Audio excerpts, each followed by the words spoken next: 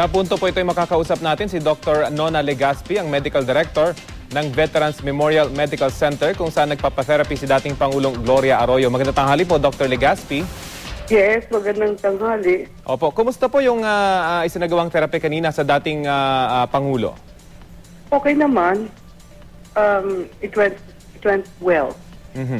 Ito po magiging regular na o ginagawa pa rin po ba ng Pangulo nung bago siya lumabas ng veterans? Wala pong pagbabago? Tuloy lang. Tinutuloy lang ang therapy, the usual therapy. Opo. Noon po ba ay meron pa rin complaints mula sa dating Pangulo ng shooting pains na hanggang ngayon daw ay kanyang iniinda? Oo, alam mo matagal mawala yan with therapy. Dapat magtyaga lang siya, no? Therapy can run for years before you get into the get recuperated.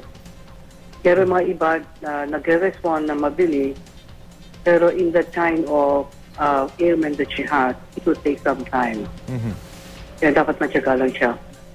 Pero sa assessment po ninyo ay nag-i-improve naman yung kanyang condition sa pamamagitan ng therapy ito?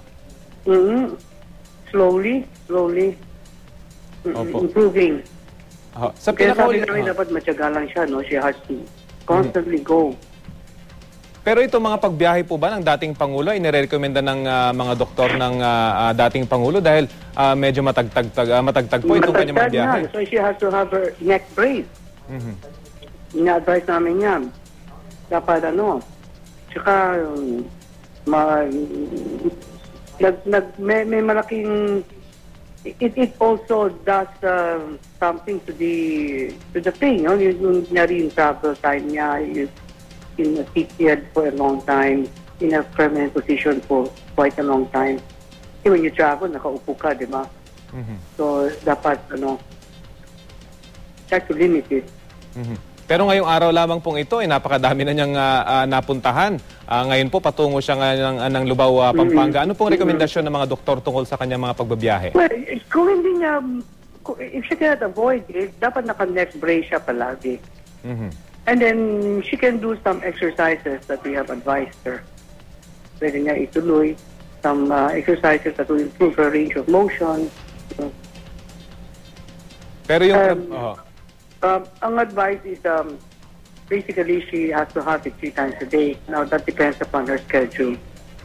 But we do advise at least 3 times a day yung therapy. At ang 3 times a week, I meant. 3 times a week. Not 3 times a day. 3 times a week.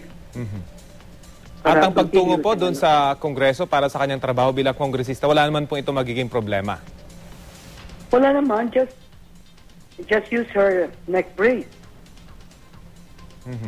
Dapat naka-neck brace siya palagi basta lumabas ng bahay.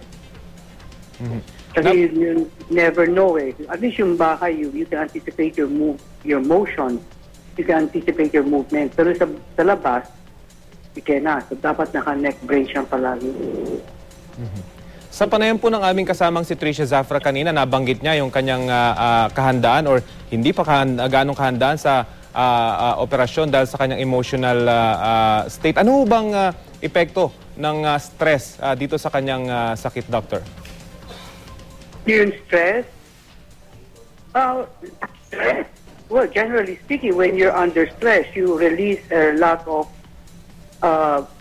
endorphins, no? That can induce pain, hypertension, mga ganun. Generally, when you're under stress, there are chemical elements within the body that you secrete that makaka-apekto yan sa nerves, makaka-apekto yan sa blood pressure. That's why usually ang tao na stress, tumataas ang blood pressure, tumataas ang sugar, ganun. Because that psychological anxiety can make some body chemical be released para makaka-affect ng ganyan. That's generally speaking, no? So talagang dapat po hinay-hinay ang lahat ng aktibidad ng Pangulo, pati yung kanyang pag-handle ng mga issues na kailangan niyang harapin. Kasi part of any therapy is rest, di ba? Part of it, kahit na may influenza ka you have to rest. So part of that is if she feels shooting pain, she has to rest. She complains about, let's say, shooting pain sa likod, and then she has to rest. Basic yan. Dapat hindi niya i-force yung katawan. Okay. Sige po, maraming salamat po sa inyong oras, Dr. Legaspi. You're welcome. Si Dr. Nono Legaspi po, Medical Director ng Veterans Memorial Medical Center.